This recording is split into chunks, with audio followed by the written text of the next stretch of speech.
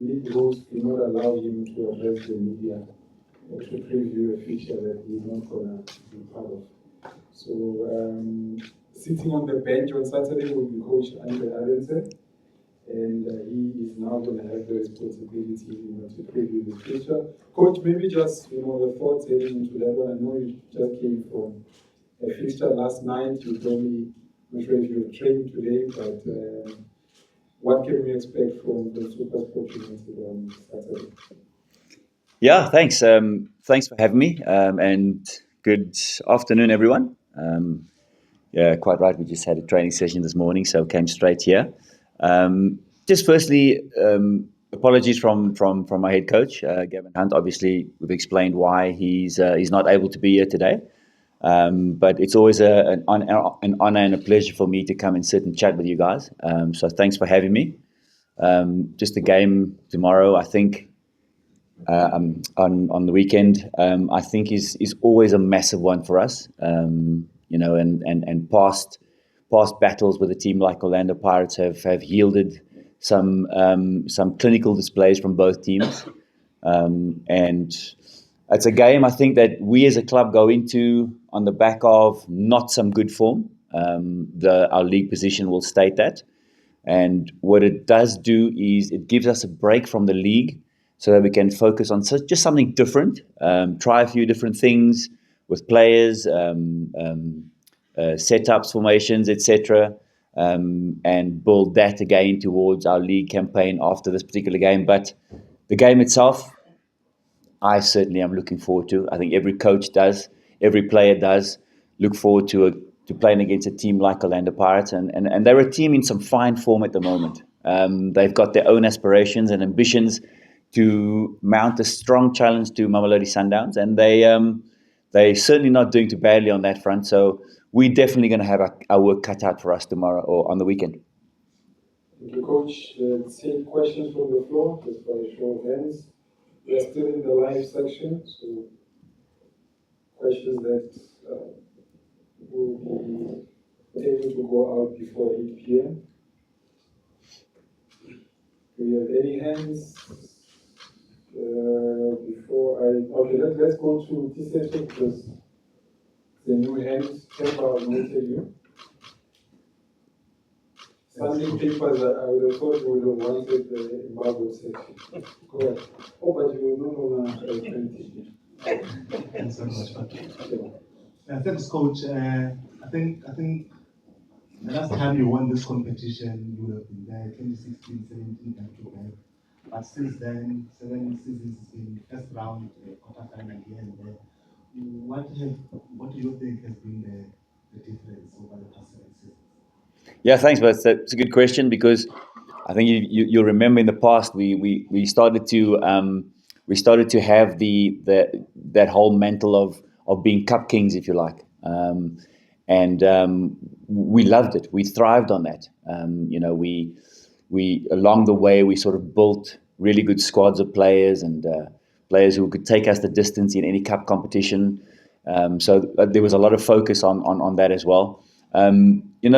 Our squads change a bit over time. And I think one of the key aspects along those lines is I think where we've gone as a club. In terms of our development structures and developing to sell, that type of thing. So that's become the lifeblood of our club, and sometimes it does pose a little bit of a problem trying to keep squads together, for example. But we've been able to manage that. I think that we've fallen maybe a little bit short on the focus of these cup competitions because, as you know, any club and any team and any coach will tell you that the league takes priority over cups, but it does give you a sort of feel good factor, and that's one of the reasons why we feel that we need to embrace this opportunity because of the stats that you've just given in terms of when last we did well and won a cup competition like this, and that sits in our minds. And we feel that first and foremost in this particular cup now, we needed to try and go as deep as we possibly could.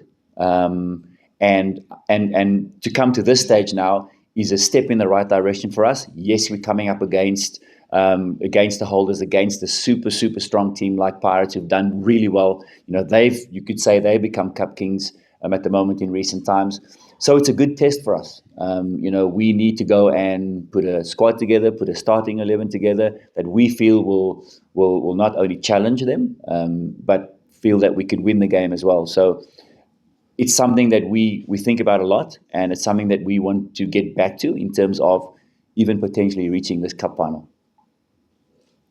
All right. Can we get the microphone to Nemo?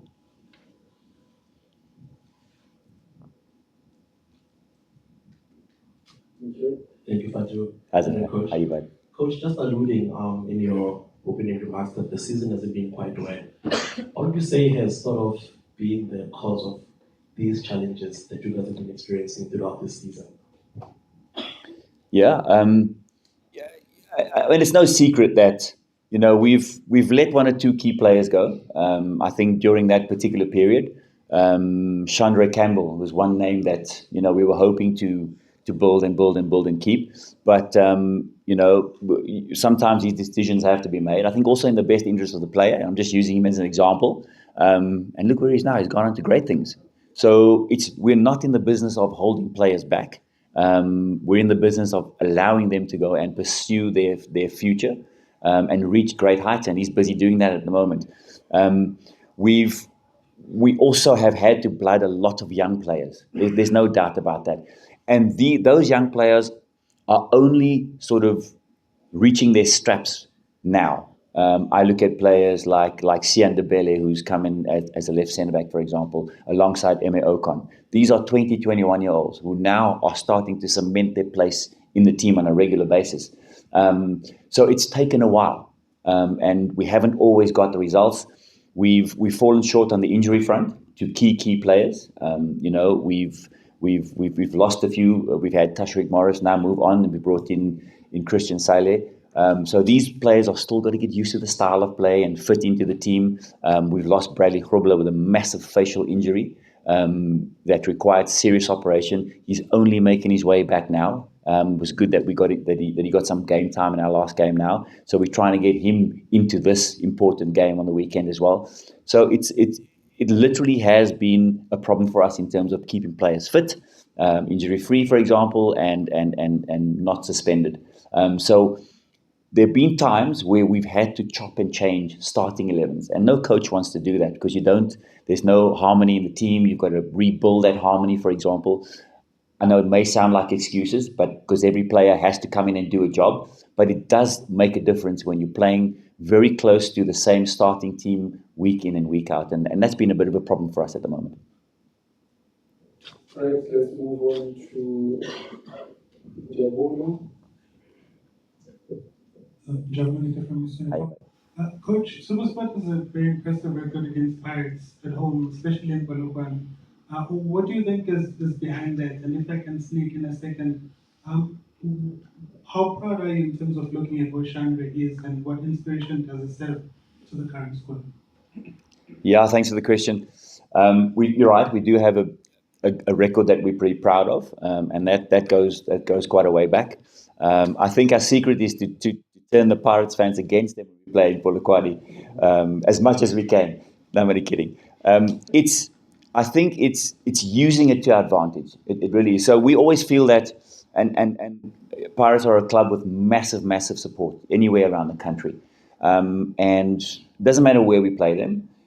We always feel that the longer you can sustain an onslaught or a challenge from an attacking perspective from a club like Pirates, the more impatient fans get, and that sort of helps the away, or helps us, for example, if you like, and that's always a tactic that we hope works. Sometimes it doesn't, but I think for me the main reason for that is it's a game where, as a coach, you don't have to inspire your team.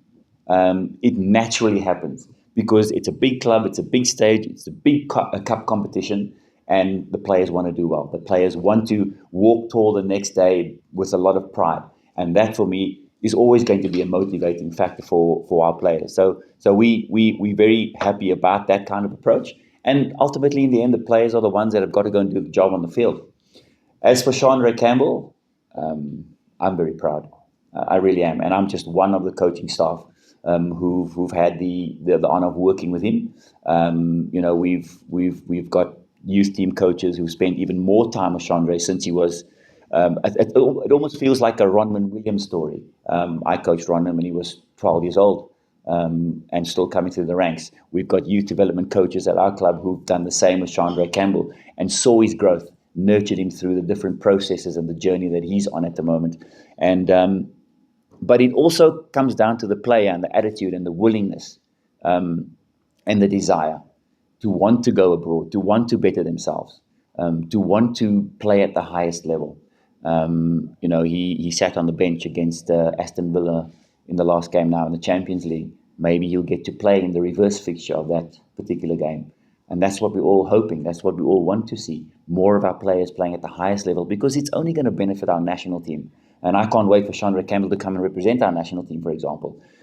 So he's creating a better life for himself, financially and, of course, playing style, playing ability as well. So as a club, there's no doubt that everyone in the club is super proud of him.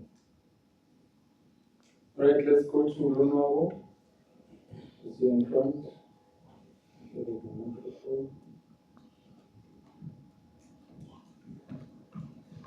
Coach, it has been a tough season for Supersport United.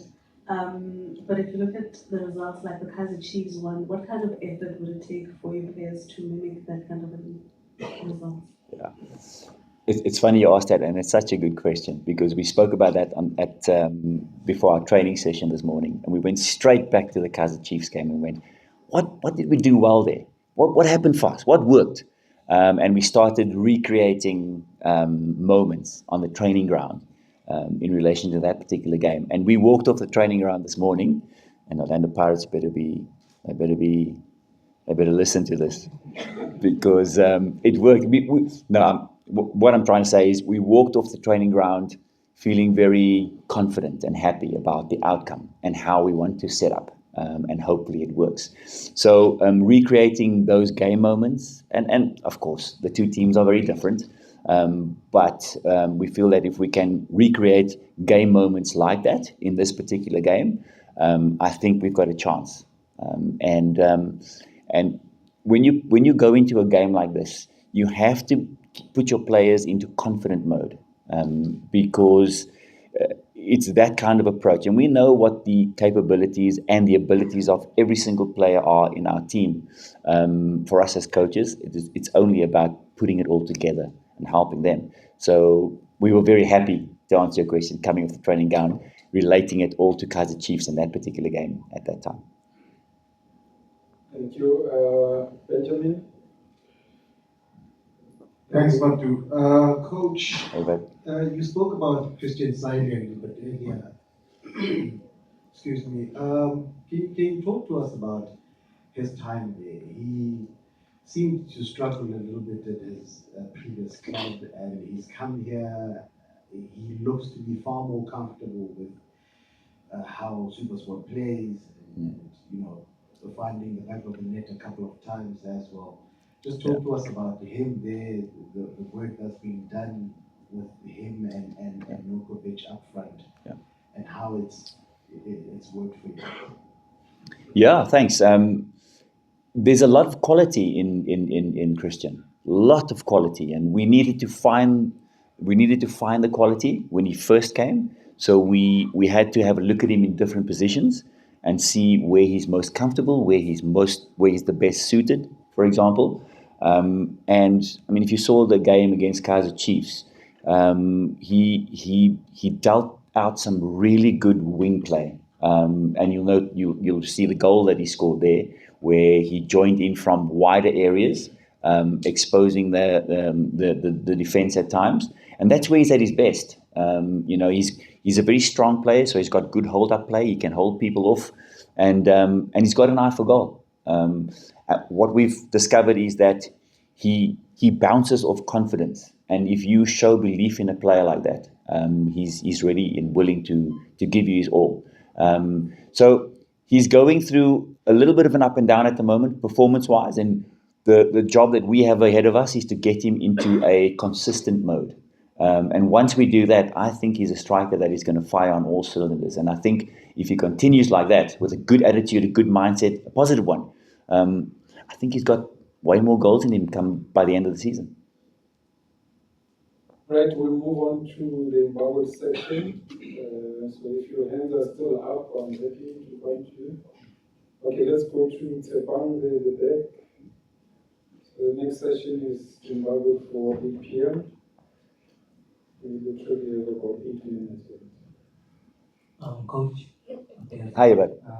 Just want to add on to Jabulo's question about Shandre.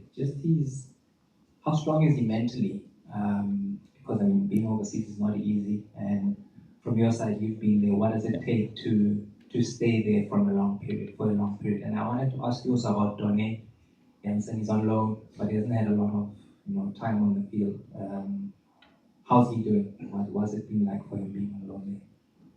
Yeah, thanks for the question. When Chandre was still with the club, before he left, and I would find myself having long conversations with him, just about what his intentions were, what his dreams were, and how they were going, for example, because I knew that he was talented enough. He was always talented enough to make the moves, to get the opportunities, and I wanted to understand from him to what extent those opportunities would look like.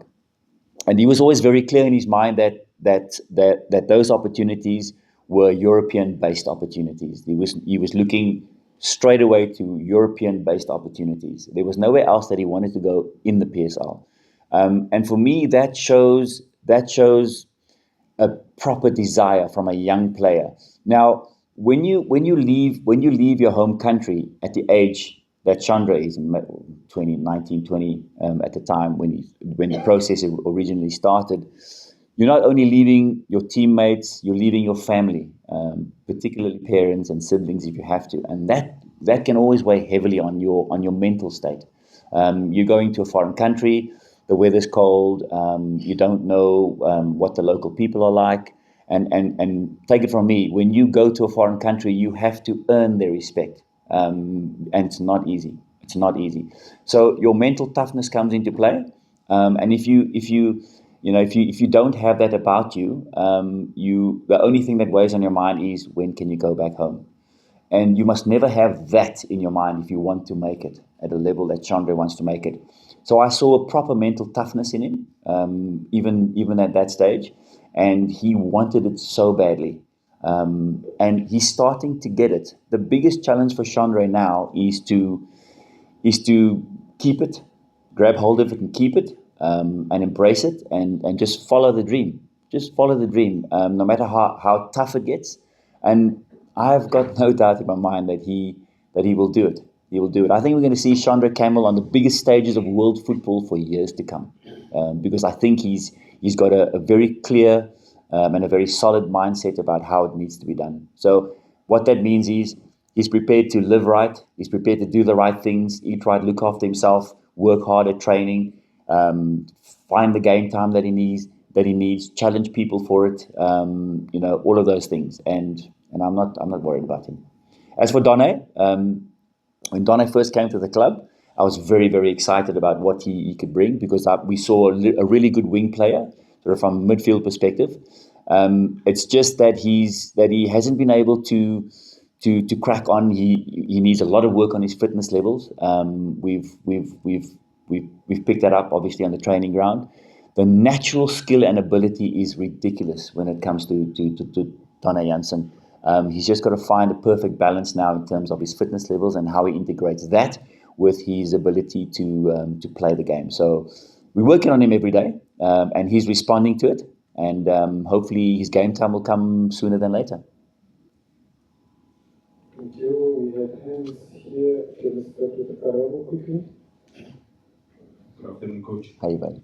I'm not sure if Supersport United's got a factor of left-footed players out of the club, goes back to Zongo, they played. There's another one now in the name of Oratirio Mloisa, and I think he's one of the most gifted players. Yeah. Maybe the country's still going to see him. How far is he from maybe not starting games, but being a regular at the football club? Because I think he's one of the most gifted players at the club. Yeah. First and foremost, love him.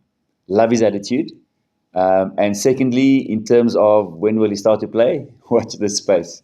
That's all I can say because he's very close. Very, very close. He's got such an infectious attitude at training, stands up to the biggest players, can take a tackle, and he's willing to take people on. And that's what we're looking for in a winger.